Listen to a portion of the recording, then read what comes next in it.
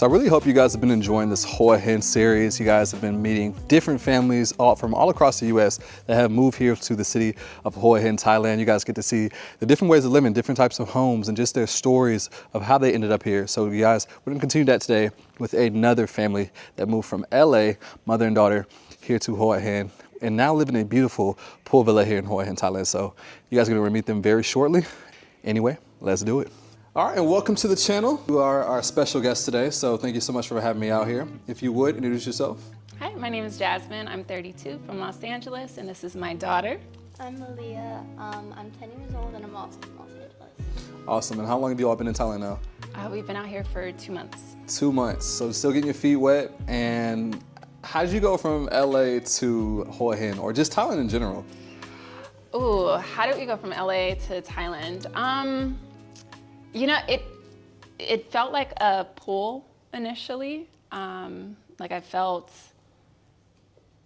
I mean, not to sound all woo-woo, but I kind of got a little bit of a hit that we were gonna be moving around like November of last year. I didn't know where, I didn't know why or how or how any of it was gonna come together. And then the wildfires in California happened in January, and that hit super close to home. Wow. So it felt like a little bit more of a push, and I started getting more curious about what life outside of California would look like, and started looking at, you know, other states and regions we could live in the US, and I couldn't find like a perfect match. So I said, all right, let's expand our search a little bit more. And Thailand ended up, you know, rising to the top as a top contender. It checked off so many boxes in terms of economics and culture and food and people and just safety and all the things that I care about.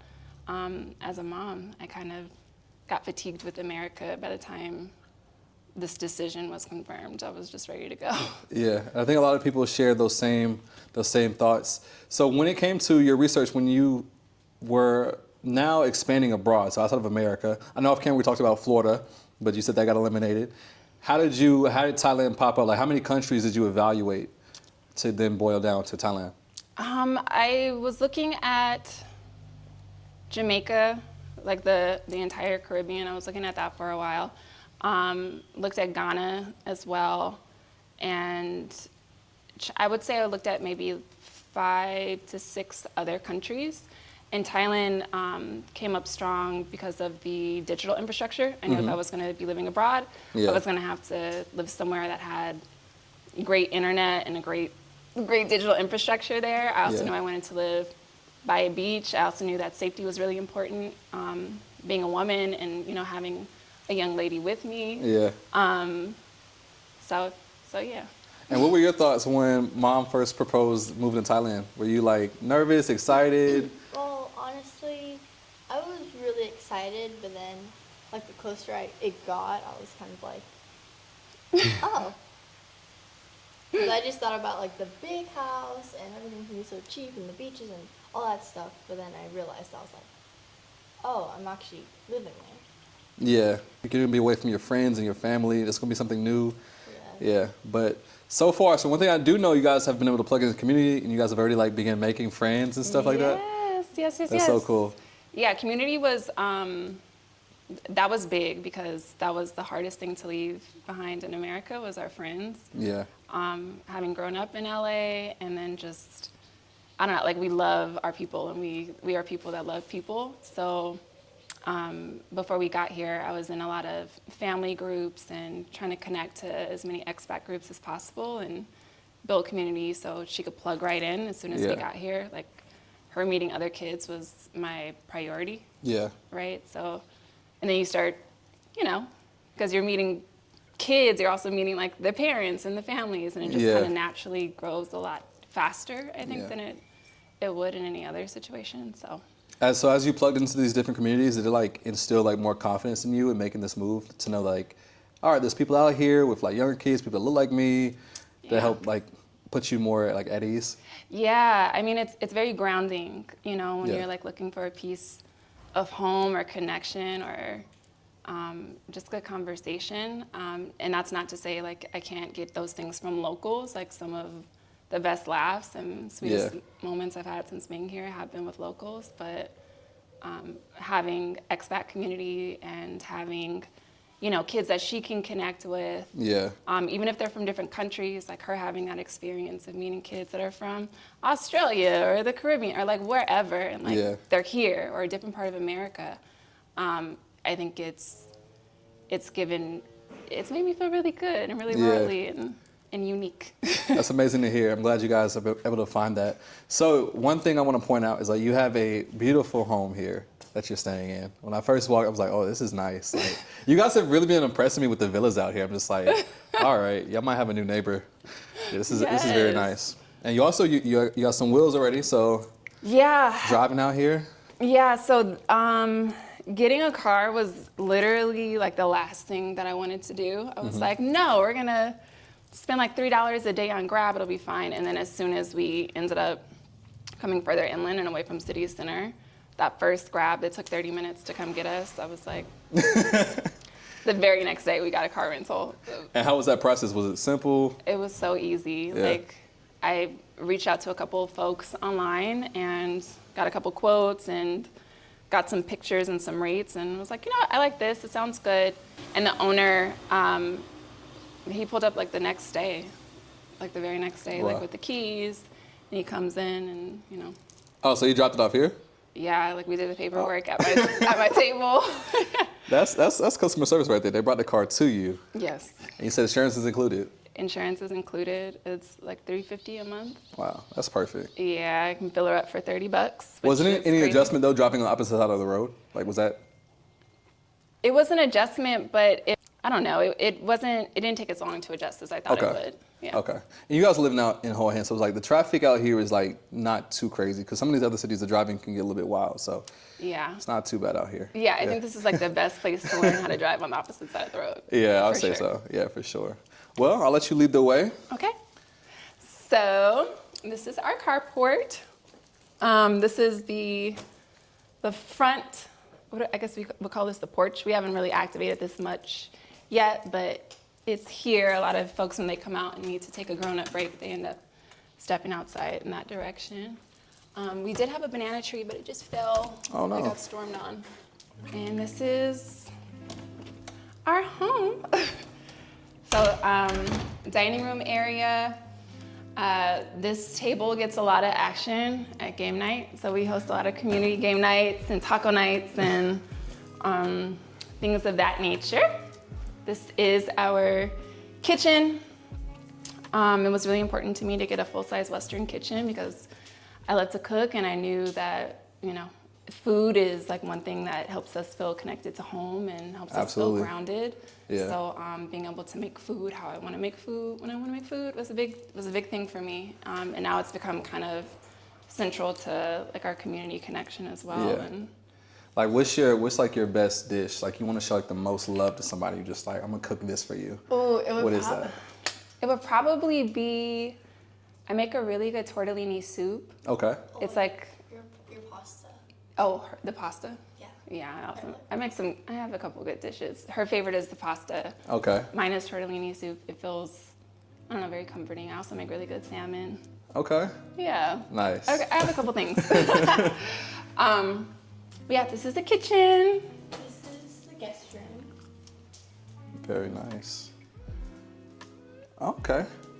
Oh, this is right by the pool, so pool access. Yeah, so this is the guest room. Initially, Malia entertained the thought of taking it over, but it's a little too far from me, which is very real, you know. That might move here. We'll see right now. But yeah, this is I love it, like for the guests. It's like my hook when I'm trying to convince friends to come visit us. I'm like, but looking for your Yeah, look at stay. the right here. And then we were talking about, you have a beautiful view. It's a little bit cloudy today, but I mean, I imagine on a nice sunny day. I mean, even Yeah. today it's still nice, but I imagine when the sun is out, it's even nicer. Yeah, it's pretty nice. And you told me that in the process of finding this one, you looked at like 20 different. Yeah, we looked at 20 different places. But in a really short amount of time, we had an amazing realtor who I would recommend to anybody. Her name is Patty. She did her thing. Let me know if you want her information. Yeah, it's got its own ensuite bathroom. Okay. But she She responded to a Facebook post.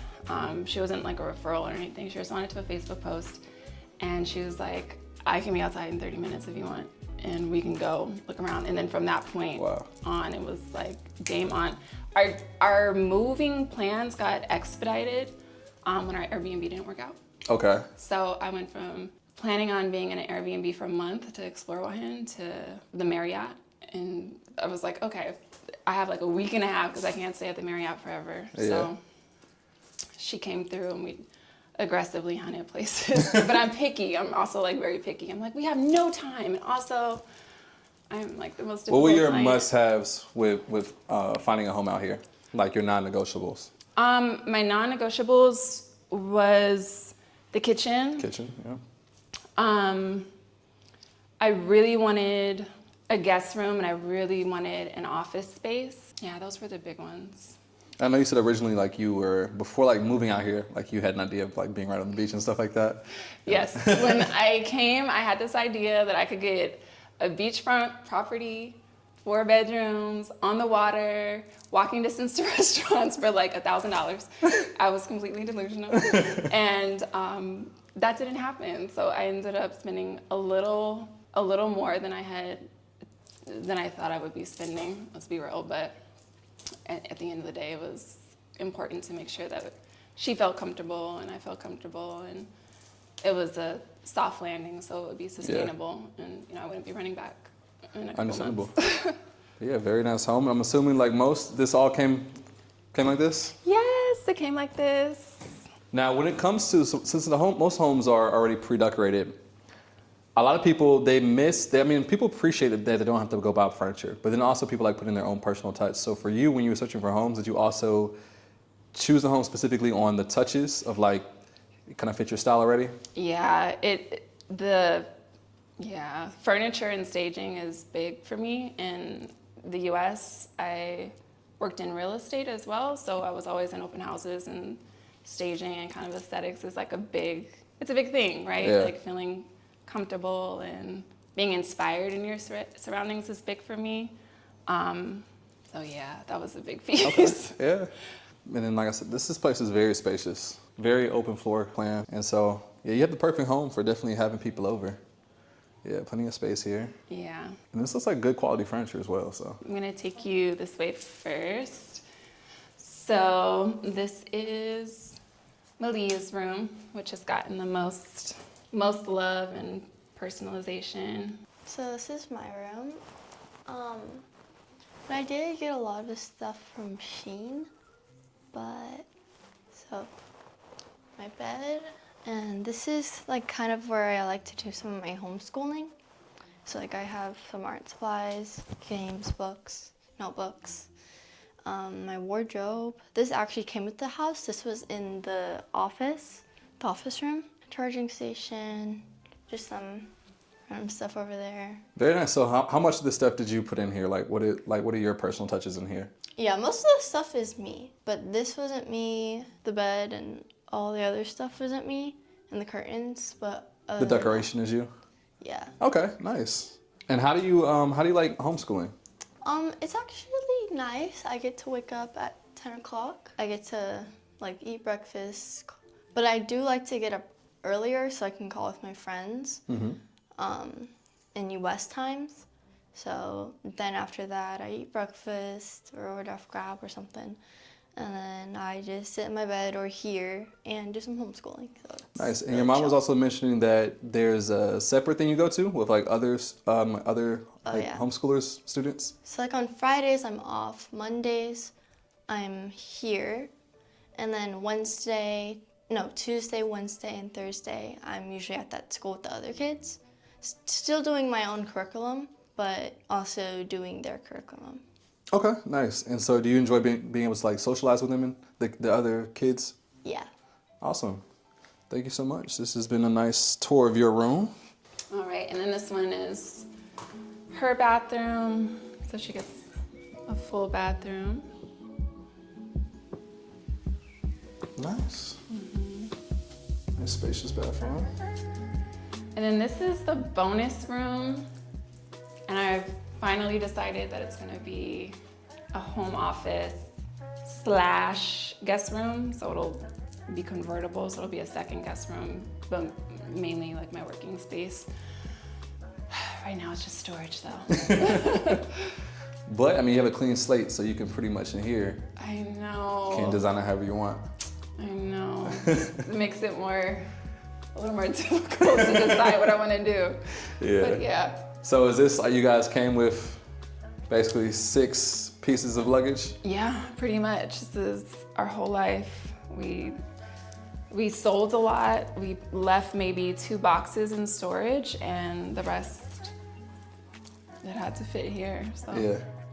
Was it difficult to like boil things down to the absolute necessities? I'm sure when it comes to clothes and just different things of what to bring here. Yeah, I mean, I think there were moments that were difficult. For the most part, it felt very liberating almost to just like feel lighter and be able to be more mobile. Yeah.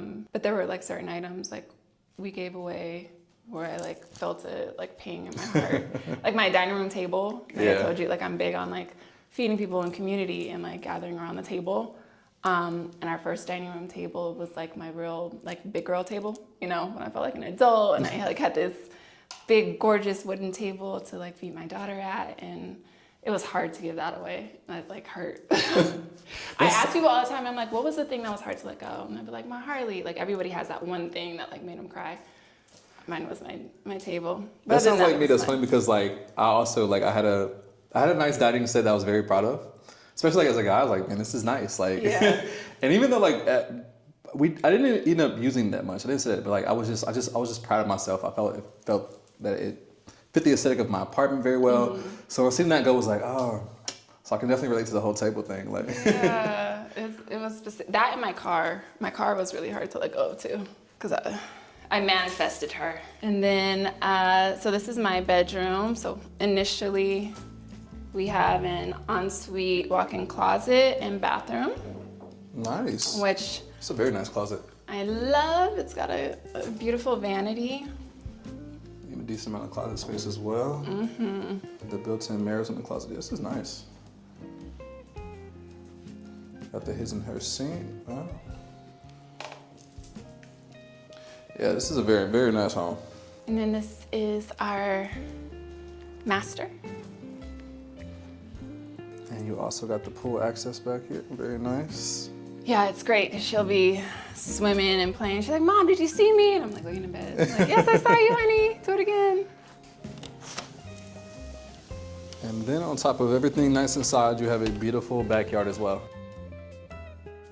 Real quick, you're traveling or living abroad, one thing that's super important to have is travel insurance. I personally use Safety Wing. They have 2 plans. One is the Essential, which is great for shorter trips. It covers the basics, like getting sick, unexpected injuries, hospital visits, and travel emergencies. But if you're out here long term, as I know a lot of you plan to be, you're gonna wanna have their Complete Plan. With the Complete Plan, you can choose any doctor you want, public or private. You can get checkups, screenings, mental health support, and even serious stuff like cancer treatment. It covers therapy, vaccines, maternity care, emergency evacuations, all of it. Plus, it's got your back with travel stuff too. Like say your luggage disappears, or your accommodation gets canceled, or even you lose your passport. It works in over 170 countries, so if you're bouncing between places like a few months in Thailand or a few months in Bali, it's got you covered. So yeah, if you're trying to travel smart, then scan the QR code on the screen, or click the link in the description and let them know I sent you. Anyway, back to the video. So one thing I really love about our backyard, number one, is the fans. It gets super humid and hot out here. So to be able to turn on some fans while we swim and hang out is really nice.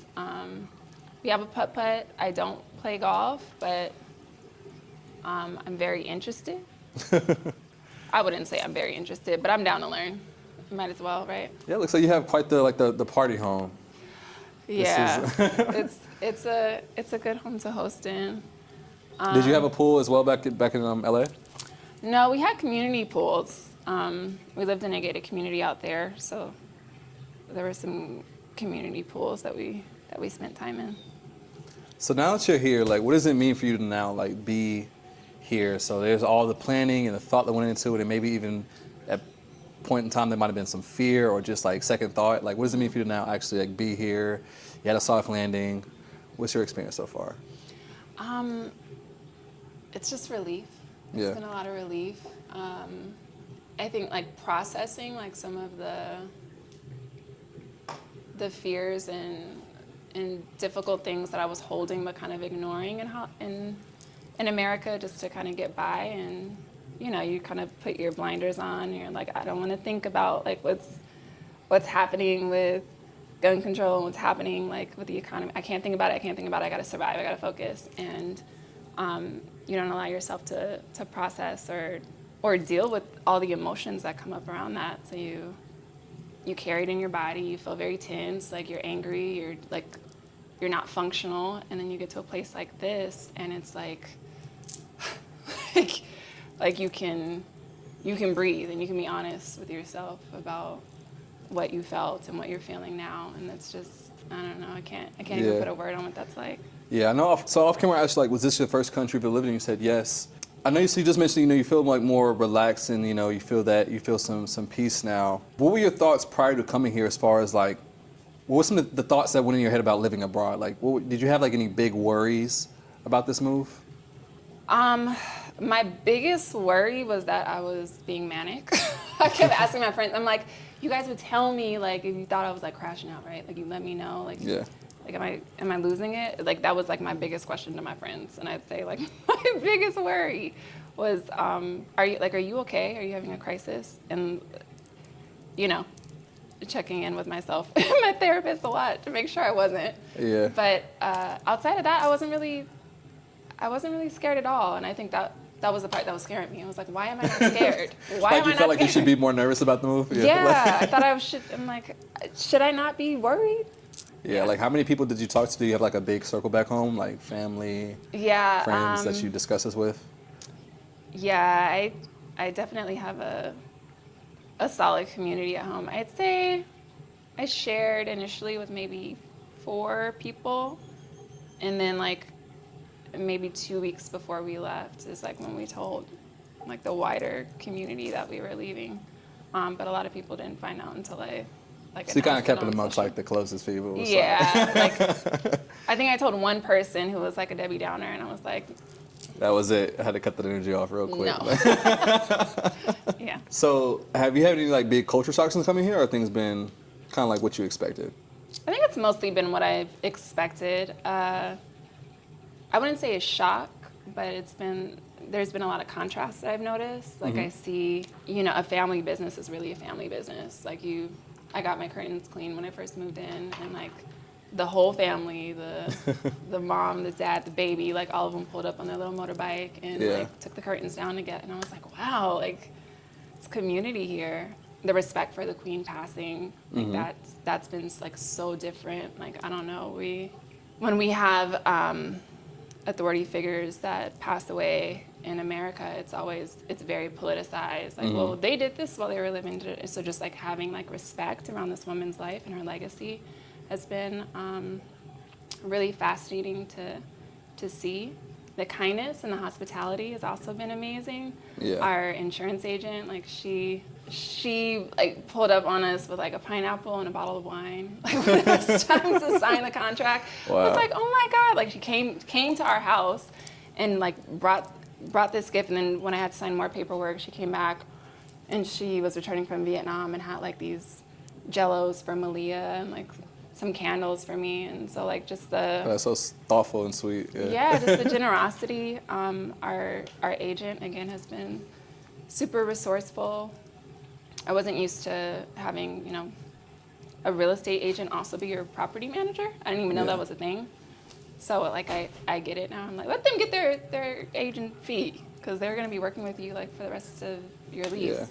Yeah, I guess just it's been different seeing how things work. Yeah, for sure.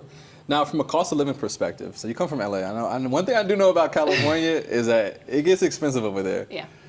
How does that compare to now being in Thailand and Hua Hin? Cost of living in Hua Hin versus LA.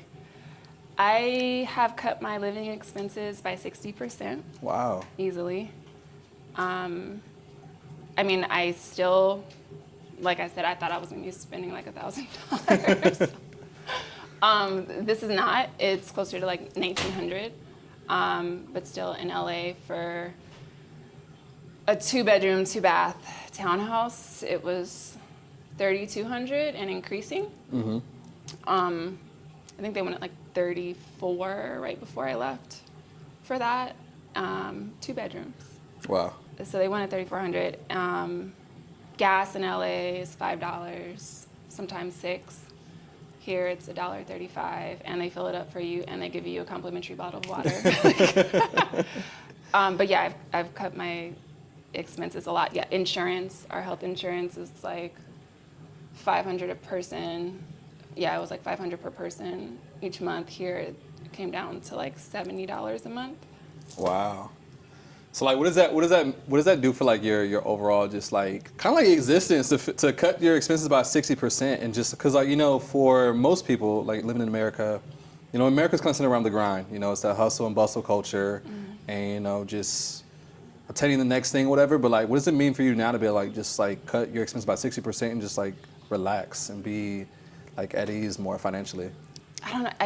I feel like there's more space now to think about how to be creative, how to invest. Like I think like everybody else, like we get these visions and we get these beautiful ideas and you want to act on them, and then you live in a place that feels so confining and restricting, and you can't make a move because you're like, I can't take this dollar to put it towards my dream because I need to put it towards toothpaste or like something completely ungratifying. Yeah. So to have that open up and to I don't know, it makes the possibilities of life and living feel a little more bountiful. Like I've been in the workforce since I was 18 years old, and like I hate to say, I've also like been on my own since I was 18.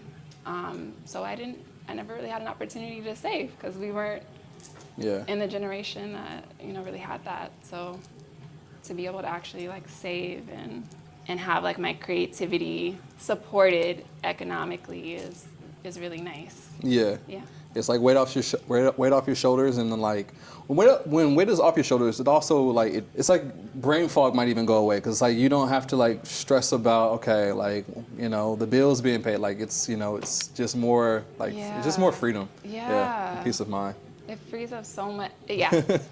Now, if you could, so we talked a little bit about community, but talk a little bit more about community on how you're seeing it grow and just out here, some of the things you've experienced so far related to community. So the expat community they're phenomenal. I think like when you're traveling abroad, you meet a lot of people who are just inherently on the same wavelength, and it's just like a miracle that we're in the same space at all. Like, how did you from that side of the world end up at the same place that I am at this exact time? So you're all like naturally on that same wavelength and relating to each other and one another's vibe, if not, background immediately. Yeah. And off of that, taking care of each other and, here's a resource for a doctor, or, here's a resource for a rental or for an insurance agent. Like people are very generous in sharing knowledge, which is also sharing time, because now I don't have to, spend so much time researching. The generosity has been really amazing. And then outside of that, creating community with the Black and Abroad group has been so gratifying. We get together, like I told you, and we do game night, and I've learned spades, finally. Finally, check that off my black card. But I don't know, it's been really filling. It's been home away from home. It was something that I prayed for. Like when I got here, I was like, okay, if we're gonna be here, then I have to have community, and I have to have, a safety net for myself and my baby, and we have to, I need this. And then it just showed up, and it's been great. I think this go around of me being out here in the city has really like opened up my mind as well, like just seeing it, because like when I first got here, like my first impression, the very first time I came, like, okay, it's nice out here, but I was like, oh, it's very like, it seems very like old, and like, as far as I mean like old, I mean like older people. There's like no nightlife, so I was like, I was like, I'm a little bit bored out here. But now that this is my third trip and go around and seeing the like communities forming here, I think that's what makes anywhere you go. It's not just the fact that it has a beach or something like that, it's the people. Right? And so the fact that you guys are getting good people, the right souls are connecting out here, and that you guys have been able to build that in such a short amount of time, making friends and people that feel like you've known them for a long time, right? Just in a short period of time.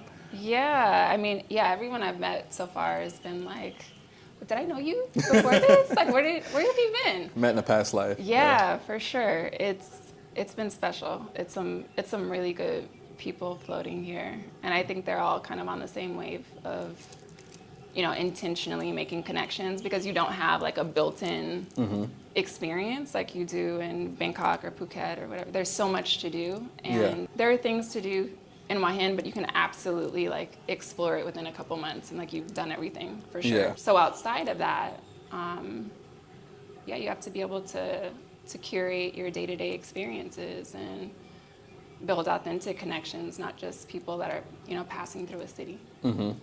Yeah, so you guys are getting long-term people here and families, and I know that's just been like a big thing, because like even when this thing started, you know, I started listening to people when I started first interviewing. You know, first started like single people and then couples, and then people started being like, well, what about families? Can families make this move? And now people are seeing it. They're seeing that it can be possible for anybody.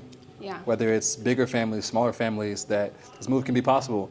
And like there's also people here to connect with. Yeah. You just have to know where to look, the right resources, and yeah, you can have a good life out here. So I mean, this is once again, a very beautiful home. And yeah. The birds. Yeah, you can hear the birds chirping. And yeah, life just slows down out here. And I just, like I said, I love the nature. You guys are surrounded by so much green. I know. Yeah, so much greenery out here, where it's just like, I feel like it's, wake up to like a movie type background every morning. That's very nice to have. Our clubhouse. So every villa doesn't come with a pool. So for anyone that wants access to a pool that doesn't have one, you can get it. It's also just a cool place to hang out. Yeah. It's a very like Zen theme here.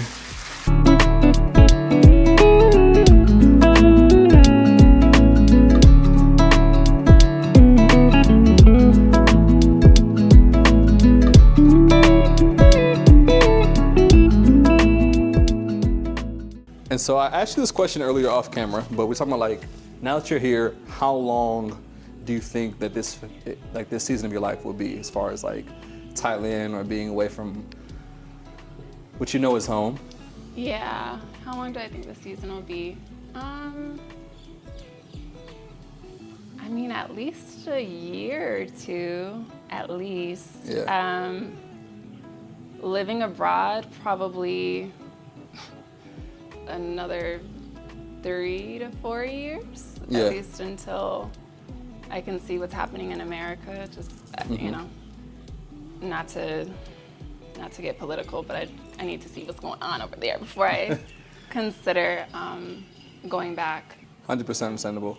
And I think like one thing I'm very grateful for is like we're in a time period now where people aren't just like, people are realizing their options. Like, you know, in the past you might just think, okay, well I have to just deal with this, whatever's going on, even if you don't like it. But now people are like, wait a minute, I don't actually have to be here. Like I can get up and go, and people are getting up and going, and I'm like, I love to see it. I love to see people taking, you know, just, I don't even want to call it a risk, but just venturing out and like, you know, opening up their mind to other possibilities, because they definitely exist, you know. Yeah. And so it's super cool that Thailand of all places, like we all somehow end up meeting here across the world and somewhere we were unfamiliar with. Yeah. And like here we are, like sharing very similar experiences. Yeah. So yeah, it's pretty amazing to be in this time period. Yeah. It's exciting. Yeah, I had my moment where I was like, wait, you have free will and a passport. Why not, right? Why not? Why not? Yeah. Absolutely.